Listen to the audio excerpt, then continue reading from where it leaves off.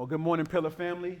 Pastor Kanan, and I want to open up by seeing if y'all remember something. My generation, when I used to come home from school, we used to have cartoons. I used to put on the cartoons. My grandmama would give me a snack, and I would eat, and I would always put on cartoons. And there was one cartoon I used to always watch religiously, and this is going to tell if y'all, I don't know, generation gaps, right?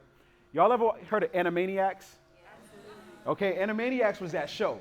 I can't remember the name. Yakko, Wacko, and Dot. That just came from on high. I didn't remember. I didn't write that down or nothing. Yakko, Wacko, and Dot, right? And I remember there was a segment on Animaniacs. The segment was a little girl, and the little girl's name was Mindy. And Mindy was notorious for asking a particular question. And she would continuously ask this question, and she would ask this question ad nauseum. And right when the person who she's asking is about to blow up, she would say, "Okay, love you, goodbye." And she would walk away. Y'all remember that?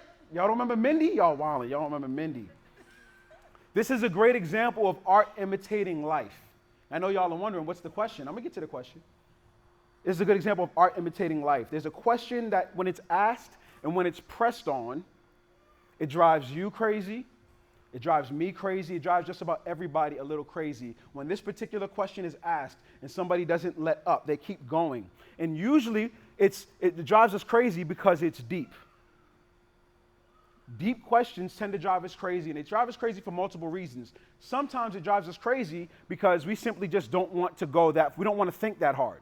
We don't want to consider the answer to that question. Sometimes it's a simple question that has a profound answer oftentimes. Sometimes we're just lazy, we don't want to answer it. But other times we don't want to answer that question because we ourselves are afraid of what we're going to find down there in the pit when we get asked that. And somebody plunges us down into that. We get nervous when people ask us this question because we know that our honest, unfiltered words is about to expose our heart. Have you ever, I don't know if you guys have experience with people that you talk to and you know that your words are exposing things about you, and you know that person, that particular person, picks up on that stuff? And they're gonna, what are they gonna do if they're a good friend? They're gonna push on that just a little bit. Like, whoa, what's that? When you said that, what does that mean, right? Y'all know that? Y'all got that person in mind? Don't say their name. It's a one-word question, small yet powerful. It's deep, but it's not complicated. What's the question? Why? Why? It's the innocent question that your kids ask you before they go to bed at night. Why can't I stay up a little bit longer, right? Why can't I have some sugar or something sweet to eat before I go to bed? It's also the question that counselors like to ask you when they see something and they want you to see what they see. And so they say, why? Now, with counselors, I'd be having a pet peeve because they be inconsiderate sometimes. They don't have any tact, no gentleness. They're not considering the circumstances. Is this a good time to plunge that deep? Whatever. But that's a good question. They say, why? Why is a hard question to answer?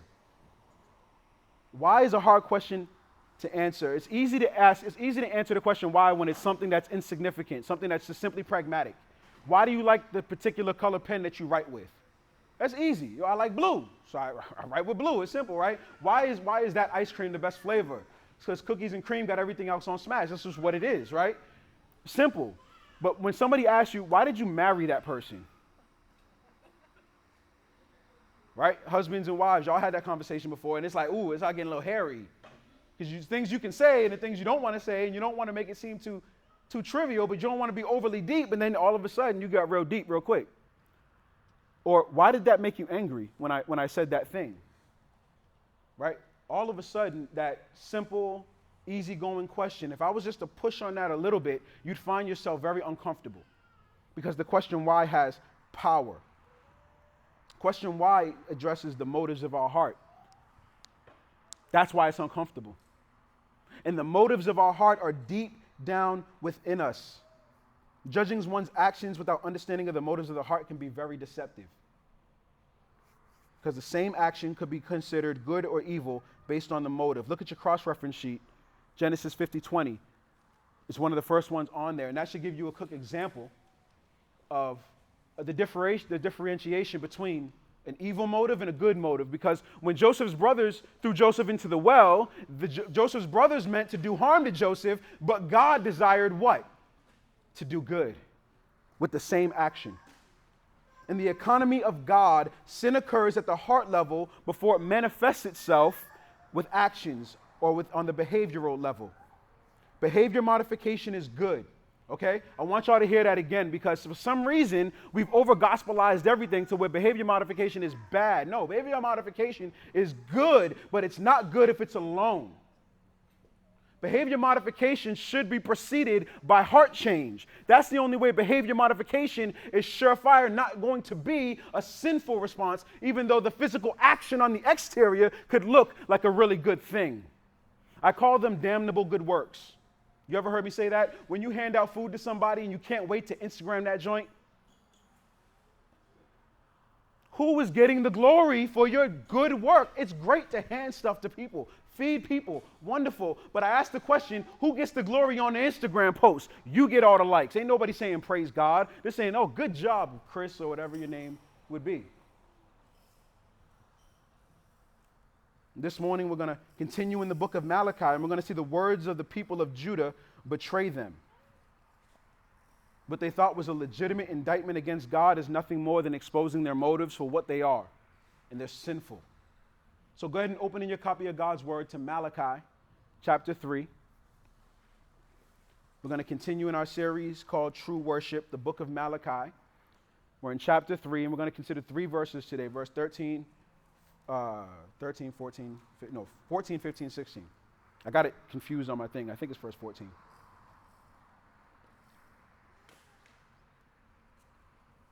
Oh, it's 13 through 16. I think I'm doing the whole thing. All right. It says, this is God speaking. He says, your words against me are harsh, says the Lord. You ask, what have we spoken against you? Stop there. Stop right there. We good? We there? Y'all there? You saw that text?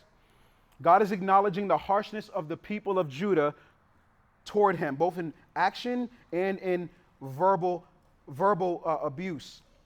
And this is something that we can all relate to. Is there anybody that you dearly love that have said things to you with the intent of cutting you?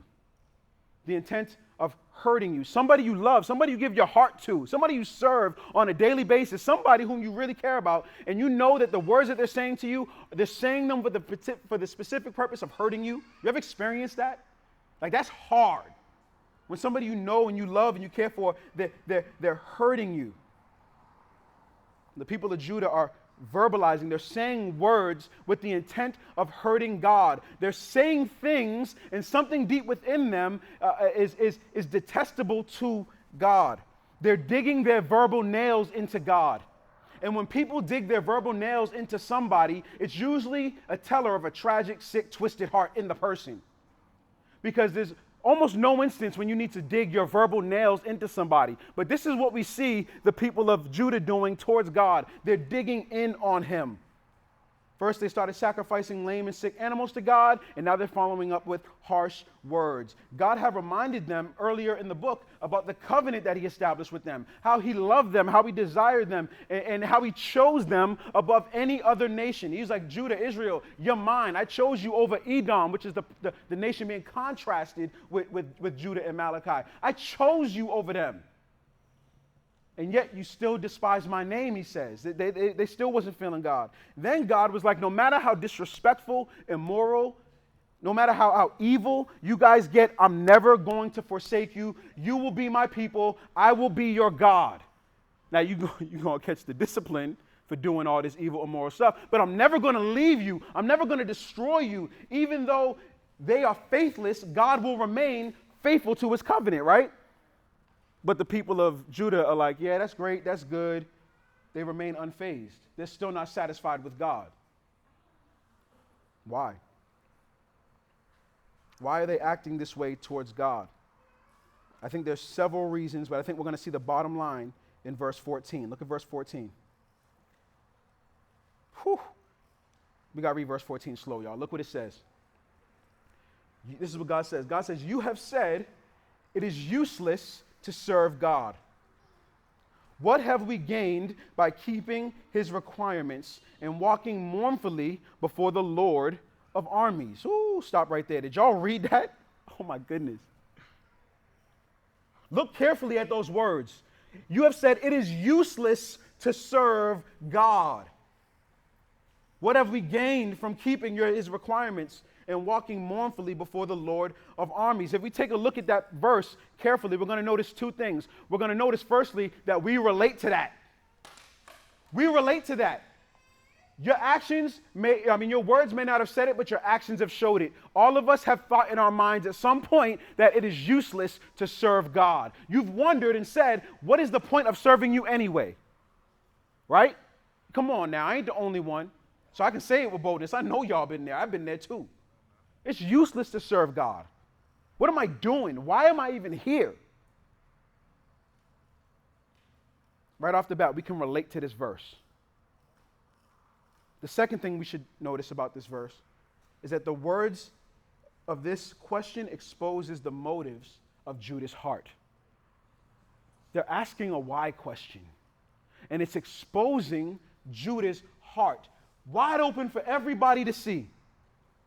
Words like this are an indication that Judah desired to get something from God that they thought or considered to be useful.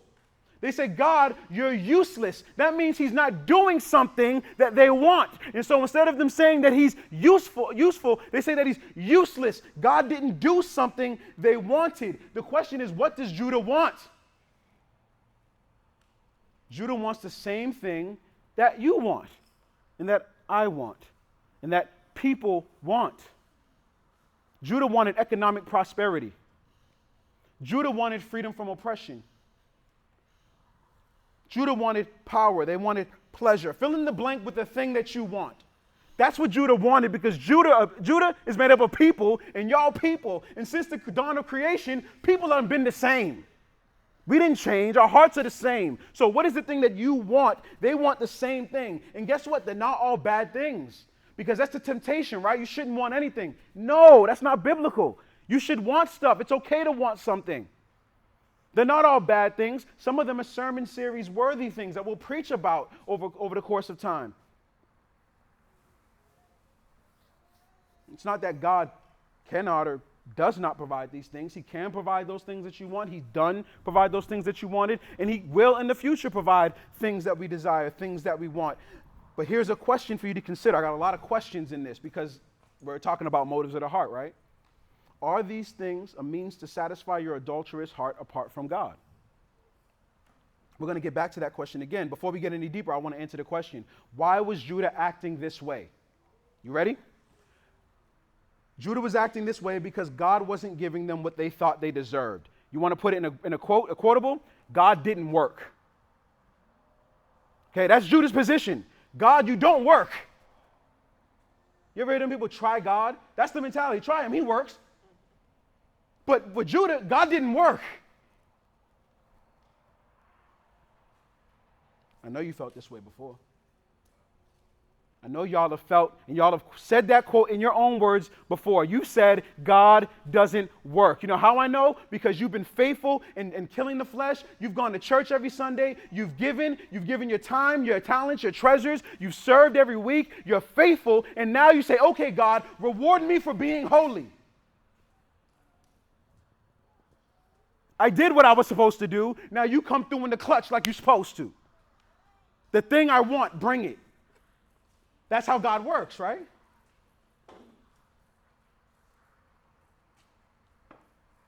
Look what they said in the text. Look at verse 14. You have said, it is useless to serve God. Then they say, what have we gained by keeping his requirements and walking mournfully before the Lord of armies? Stop there again. They were sick of not getting what they thought they deserved. Oh, sinful humanity has this complex where we deserve stuff all of a sudden.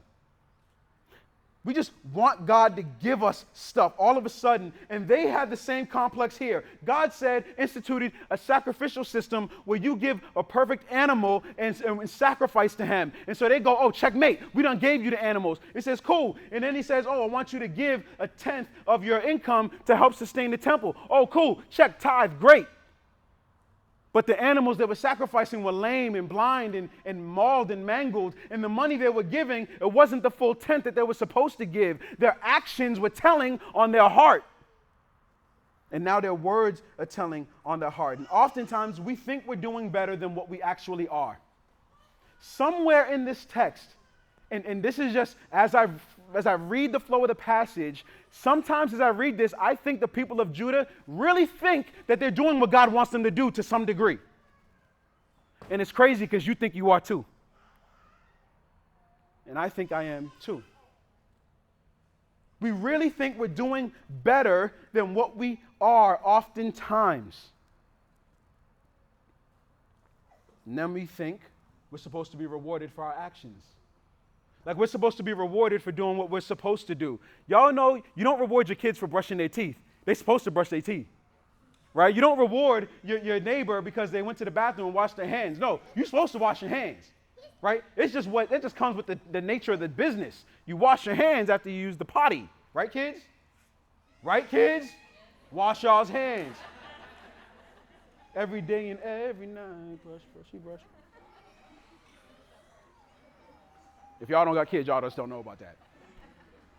That song's on. For some reason, we think we're supposed to be rewarded for honoring God. You think that. You think you're supposed to be rewarded for honoring God, don't you? Why? Why? Are you special because you honored God the way he desired and is worthy of being honored? So you deserve to be, you want that. Come through, God, like I did what you asked me to do. What's up? What did God say in Malachi chapter 1, verse 14? In your cross-reference sheet, you'll see it there. What did God say? He said, I am a great king. This isn't a reward system. I'm a king, says the Lord of armies, and my name will be feared among the nations. This is what you're supposed to do with a king. This isn't extra sauce on top. This is what it is. You honor the king. Period. God is supposed to be honored because he's God and he's worthy of worship, inherently worthy of worship. But you see, we got this complex within us where all of a sudden God has to give us something in order to earn worship to him and ascribe glory to him. No, I'm a king, he says. You worship me irrespective of what you think of me. I am God.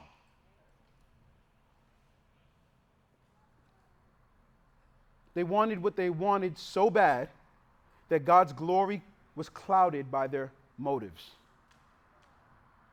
They wanted what they wanted so bad that God's glory, what he is worthy of, is clouded by what they want. You would think you would think that Malachi's writing to the 21st century American church, wouldn't you?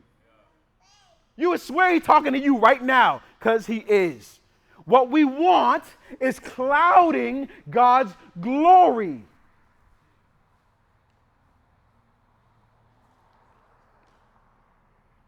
They weren't giving to God out of gratitude for what he has done. They were giving to God out of selfish ambition. Because that's what the reward system that I spoke of earlier essentially is. It's a selfish, ambitious way of coming up. We're going to dive more into that. They didn't deliver on fulfilling this. When God didn't deliver on fulfilling their selfish ambition, they questioned worshiping him altogether. That's what happened. When God doesn't deliver on the thing you told him to deliver on, all of a sudden you think you're justified in worshiping, you're questioning worshiping him. Is he really worth it? He didn't give me what I asked for.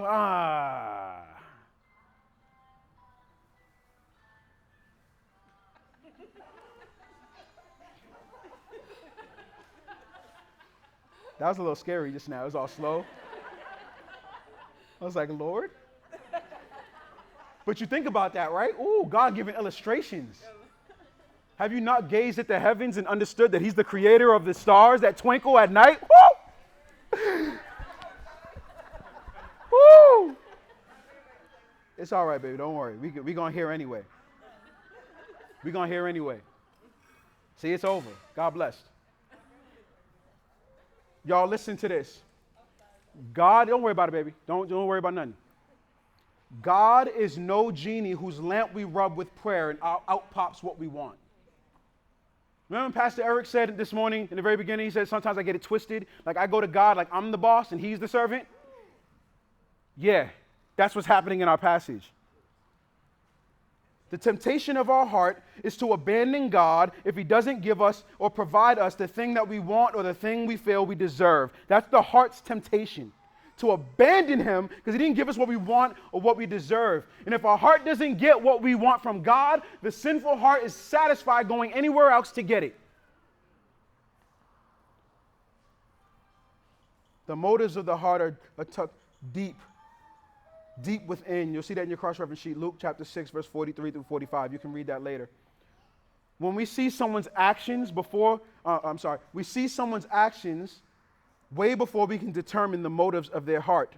Because motives only seem to surface in like 3 different categories or different times when your motives really surface. Your motives surface when you don't get what you want. That's when your motives come out. That's when they're visible for people to see. You didn't get what you want. And the way you respond will show what it is you were looking to get in the first place. Okay? And so if we come here, for example, and we pray in the morning, right? And then we ask God to bless all this technology so people at home can hear it. If that doesn't work and I get angry, I have to dig deep in the question of why am I angry right now? Is it God's glory is being hindered or is it something else? We look incapable. We look a certain way now because our stuff's hiccuping online, right? There's a deeper question that has to be asked. So our motives surface when we don't get what we want. They surface when we're going through a very hard circumstance, and I'll explain that in a minute. And they surface when you're alone and you think nobody can see what you do. Those are when the motives of your heart tend to surface. That's what they say, that's when your true colors come out. Under those circumstances. And that's because during those times, you're stripped from this protective layer of comfort that forces you to rely on what you truly trust in those moments. The desires of our heart can lead us to do some egregious things in order to get what it wants. When you do something that's sick and egregious, you're doing it because the desires of your heart are leading you to that position. Y'all know what the heart says all the time, 24/7? Y'all know what it says, right? I want it and I want it now. That's what your heart always says. Always. For everything. It wants what it wants and it wants it now, and it's going to lead you to do whatever it needs to lead you to do in order to get what it wants. That's what your heart's going to do. Sometimes your heart wants appreciation. Sometimes it wants respect. Sometimes it wants to be wanted. And it will lead you to do whatever it takes to get those things. Let me explain those 3 things. Let me just tease those 3 out. There's more. There's some people who practice self-loathing. Everything they do is horrible. This is me, okay? I'm talking to me, right? Everything they do is bad, and I can never do it, and it's so bad, and I can't do it. And what are you doing? You're trying to lead and manipulate people into giving you some kind of praise so that your heart can feel appreciated. Because what you wanted was appreciation. That's what you wanted in the first place. So you came in with the sad, oh man, woe is me. And as soon as somebody said, no, man, you good, all of a sudden you got that little, that's what I needed. Yep. Right, that's what I was after in the first place. Yep. Or how about that person that keeps side-eyeing you, looking at you twisted? And all of a sudden you feel that rage. This is me again, y'all. Whoo, put myself on blast. Keep looking at you twisted, right? And you're like, what you looking at me for? Like, what's good, son? Like, what? I'm holy, but, you know what I mean? Like, what is that? What am I desiring? What's the motive of my heart? The motive of my heart is respect. And my heart desires to do whatever it takes in order to, in my fallen mind, to get what I thought I deserved. Respect. Give me that respect. Don't look at me like that. I don't know, maybe I'm just from that place. Y'all ain't from that place.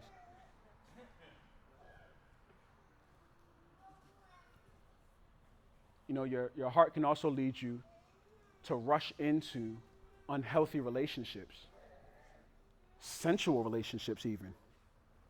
Because somewhere deep, it's not even that you want to be in a sensual relationship. No, you just want to feel wanted.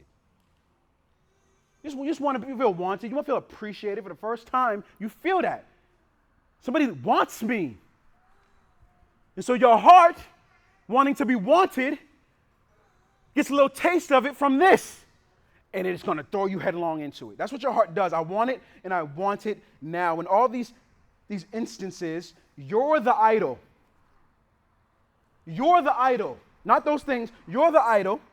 And the respective motivations drove you to find an object that'll satisfy those desires. You know how we say alcohol's the idol? Alcohol's not the idol.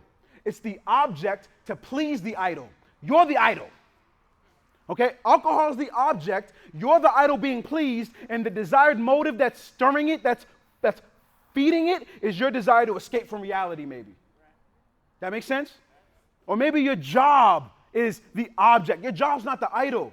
You're the idol. You're the one desiring something. You're the one benefiting from whatever it is the object, which is the job, is providing. And what is it? Maybe it's corporate success. Maybe it's money. Anger. You're still the idol, even when in anger. Anger is just a manifestation. Idol, you're the one being feared. Why? Because you have this thing where you feel like you need to be in control. Everybody's looking at you.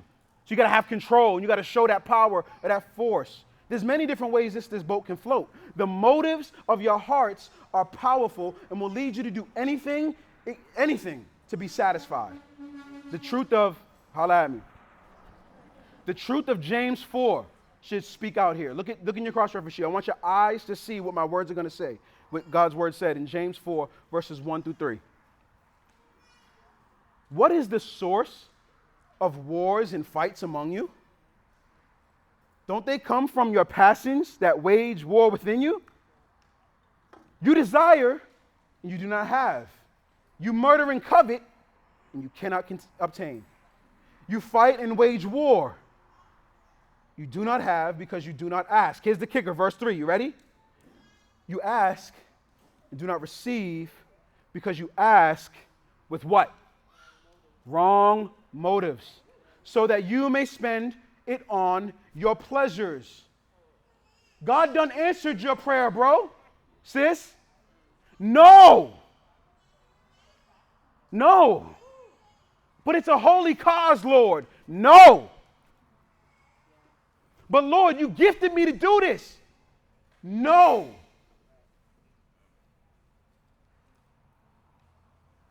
I said no, or wait, or maybe later. But you know us, we can't accept that, right? So what do? Heart saying what? I want it, and I want it now.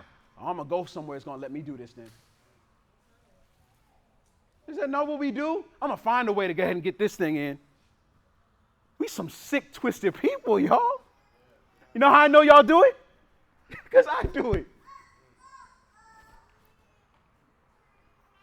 I'm going to ask y'all these questions. And if you want to write them down, write them down. But I honestly want you to reflect on these questions. And I mean that with all of my heart. Please reflect on these questions. They're simple. They're deep, but they're not complicated. First question is this. What are you asking God for? And I want you to consider why. Like, what do you, and be honest, okay? We trying to self-project something that we start saying holy stuff. No. What are you really asking God for? What are your prayers saying you're asking God for? And then I want you to ask, why am I asking God for this thing? Not saying it can't be good and pure. It can be. But if you don't take the time to plunge those depths, you won't know. And you'll find yourself getting caught up later. Second question. Oh, this question hurt me. Oh, it's my hurt y'all. This question hurt me. If God gave you what you asked for, then he disappeared from the scene, would you still be good?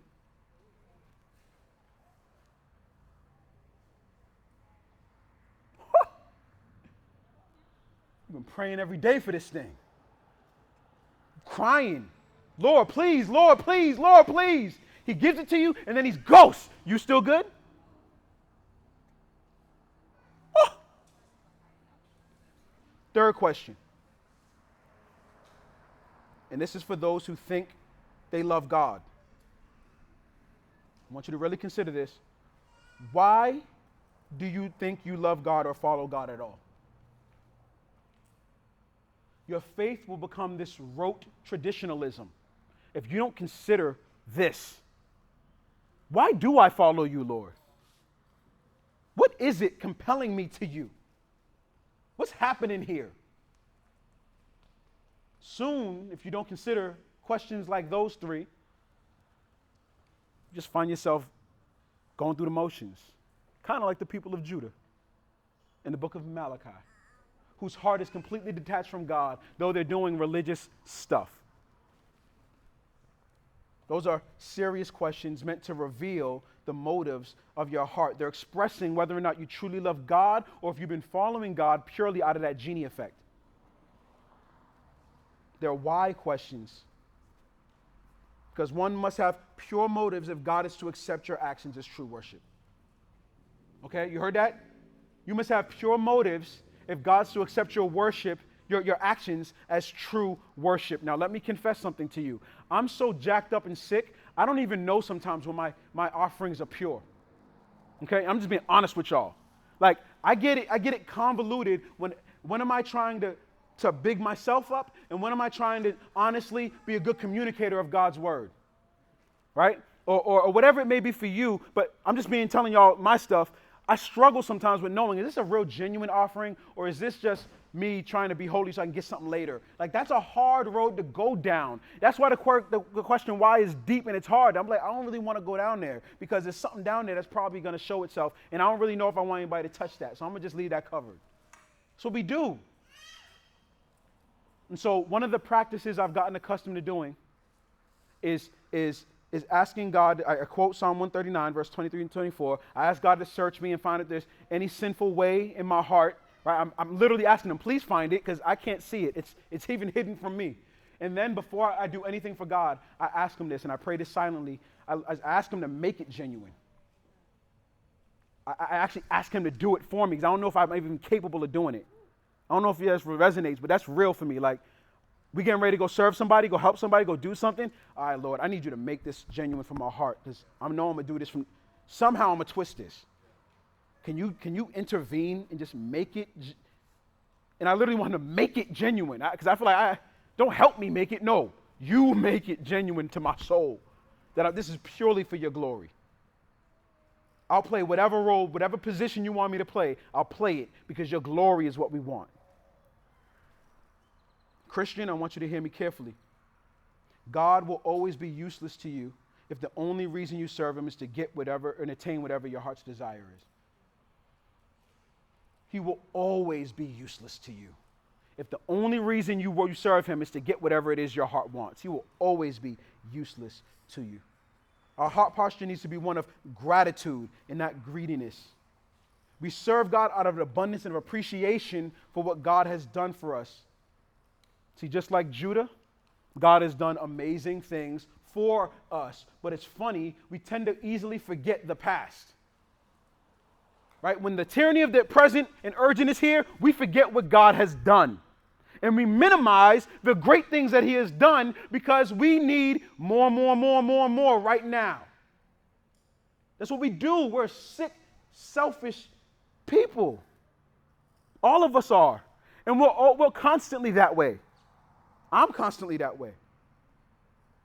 God has been merciful to Judah, even though they've sinned over and again. God has been merciful to you, even though you have sinned over again. You know how he's been merciful? Y'all are breathing air on your own volition. None of y'all are on the iron lung right now. Oh, but I deserve that. I'm good. I take care of my body. Get out of here with that. God has been kind. He's been merciful. He's displayed his love for you in countless ways. In the most infamous and efficacious way that God has displayed his love to you is the way that we discount the most, and it's the sending of his son Jesus for the redemption of our soul. God saved us from God. What do you think we're escaping? God's wrath. And he saved us from his own wrath by sending his son to absorb that wrath for all who come to believe and trust in him. But that was the past though, right? It's funny, your salvation isn't past tense by itself. Yes, it happened in the past, but it's working itself out in the present, and it ends up with a future reality, an ongoing presence of God for all of eternity. Jesus' sacrifice upon a cross. All right, I don't know if you've ever seen this movie. I'm not endorsing this movie. But when I watch The Passion of the Christ, and I think it was my sin that did that, it drives me to a place of appreciation where I can no longer ignore what Jesus has done on my behalf. Because it's easy to read over the verses that say that Jesus was beaten beyond recognition. It's easy to say that. That's a prophecy in Isaiah. It says he was beaten beyond recognition. You know what that word actually means for recognition? It means human semblance. He didn't look like a person no more. They beat him up so bad. But we didn't see it. It's almost like it's not real. And these movies done desensitized us to that stuff. But a man, a perfect man, the God man, who didn't have to do that, did that. But we can't give him worship because he didn't give me the thing I was asking for the other day. We some petty people. I'm so petty. Romans 5:9 is that God proves his love for us and that while we were yet sinners, that's not on your cross-reference sheet, but write it down if you want. Christ died for us. Romans 5:9. Guys, hear me on this. We don't serve God to get stuff from God. You don't worship God to get stuff from God. Okay? You don't. You worship and serve God because he's Lord. That's what he is. You serve God because we love him. But even then, we only love him because he first loved us. We don't serve God to get stuff from God. We serve God out of gratitude for everything he's already done for us. And instead of God giving us stuff, you know what he gives us? He gives us himself. And then when God gives us himself, you know what tends to come? Stuff. But we done got it backwards. What kind of stuff am I talking about? You get salvation, you get joy, you get peace, you get meaning, you get satisfaction, you get protection, you get a family, you get hope, you get life, you get redemption. The stuff isn't our portion, the Lord is our portion. And if he's our portion, we get stuff. But when we get stuff, when his stuff is our portion, we forfeited the God who gives the stuff. Because we're sold out on thinking the very thing that we've been praying for is the very thing we need. And God's like, nah, B, I got something for you. Something else. You don't get it. You don't understand it. You cannot see it. My ways are greater than yours. What I need you to do is remember what I've done and trust the kid. I got you. And that doesn't mean prosperity all the time either. It doesn't mean that job. You know, when God said that to Paul, he said, I got you. And then what did he say? Yeah, you about to get persecuted, B. You got years of persecution. You got a hard life ahead of you. Because you're going to be mine. I'm going to use you for my glory. Nah, God, I ain't feeling you no more, man, because, you know what I mean, I ain't trying to hear that. Selfish, sick people we are. Lamentations 3. It's funny you read from that today, Derek. Lamentations chapter 3. Look at your cross-reference sheet. Let your eyes see what God's word says. Lamentations 3, verse 22 through 24. Because of the Lord's faithful love, we do not perish. Stop there. That's the only reason why none of you are perished right now. Because of the Lord's faithful love. Whether you accept it, acknowledge it, or not, you exist because of his faithful love. Verse 23. Continue, right? Because of the Lord's faithful love, you have not perished. For his mercies never end. They are new every morning. Great is your faithfulness. But look at verse 24. Don't forget verse 24. Look at verse 24. Highlight verse 24. The Lord is my portion. Therefore, I will put my hope in him. But if God is nothing more to you than a means to an end, you put your hope in circumstances that are fickle at best. Sometimes I pray Isaiah 58:2. See that in your cross-reference sheet? I pray this to be a reality for me, and I pray it to be a reality for you. It says this. It says, they seek me day after day and delight to know my ways. Oh, gosh, that's what I want. I want to delight to know his ways, right? Like a nation that does what is right and does not abandon the justice of their God. Especially when it becomes easy to abandon the justice of God. Because it's more comfortable to not fight on behalf of the justice of God. That's coming. But then look at the rest. Look what it says. Whew. Look at the rest of this. It says, they ask me for righteous judgments, but then look what they get. They delight in nearness to God. That's our delight. That's our portion, that God would even come a little bit close to us.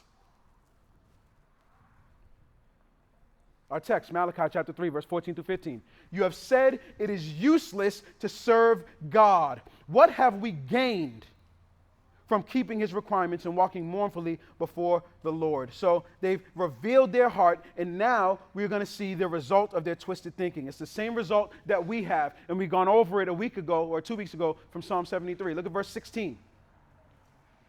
So now we consider the arrogant to be fortunate. Not only do those who commit wickedness prosper, they even test God and escape. We spoke about that a little bit last week or the week before from Psalm 73. That's exactly the psalmist's issue. He's looking around. He's like, yo, God, what's up? All these people who are blatantly doing evil are just benefiting, and they're coming up in life, and they're getting all the things that they want, all the things that they desire. What's up with that? And the psalmist had to come to a reality. When did he come to the reality? When he beheld and got close to God. And then he realized that their end is bitter. The reality is no one will escape the judgment of God. That's what Revelation 20, 11 to 15 is teaching us. The prosperity of the wicked is a facade at best. All they have is more expensive problems than you. We want that money? Y'all know Biggie was right? More money, more problems. It's a heck of a lot more expensive to insure something expensive, ain't it? Man, red tape got thick. See, the people of Judah are so caught up in wanting to be prosperous that they've forgotten all that the Lord has done. Look at verse 13 and 14 again of Malachi chapter 3. I keep repeating it on purpose because I want it to sink in. This is you. This is me. You have said it is useless to serve God. What have we gained? Key words, what have we gained? What have we gained by keeping his requirements and walking mournfully before the Lord of armies? Now we got to ask the question, not what did they gain or what did they want? The question here now from this verse is, what did God want them to gain from walking in accordance with his law? We don't ask that question though, right? It's what do we want? What do we want? What do we want? We never ask God, what was it that you wanted for us by putting this law in place?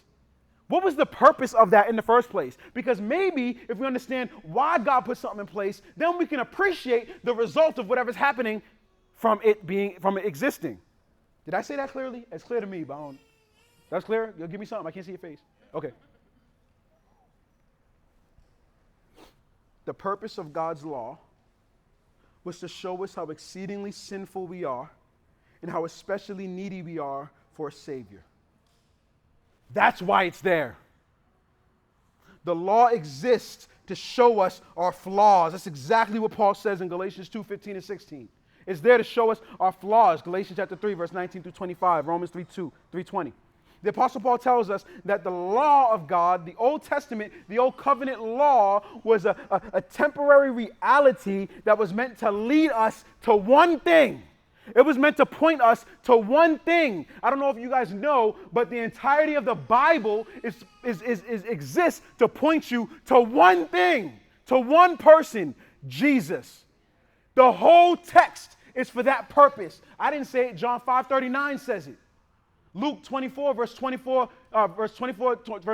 and 44 say it. The whole scriptures, the Psalms, the Proverbs, the prophetic writings, the law, it's all to point you one place.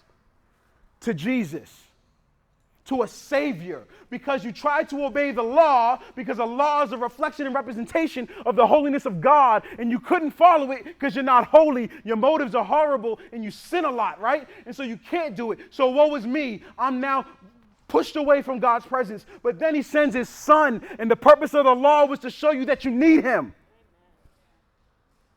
That's why it's there. That's why Paul says, no, the law's not bad. The law's great. If you understand why it's there, it shows you you're the worst, and it shows you he's the best. And you need him.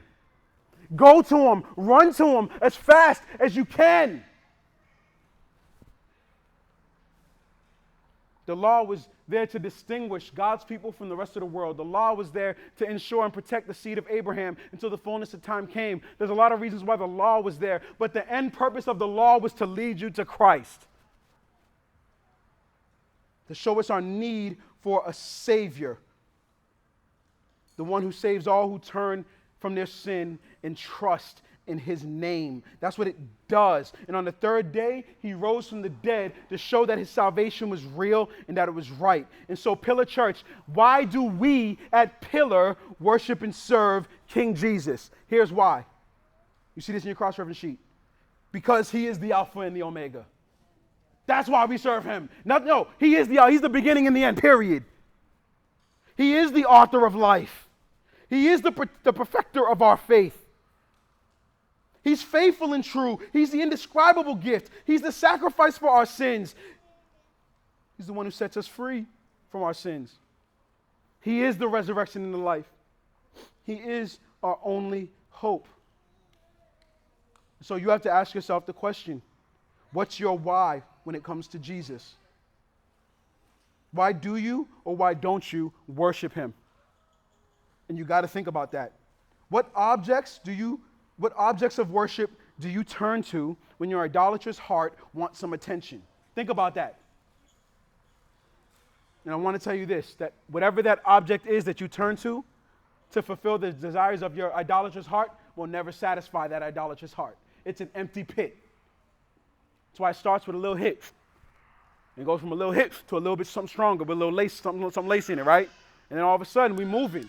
And all of a sudden we're moving.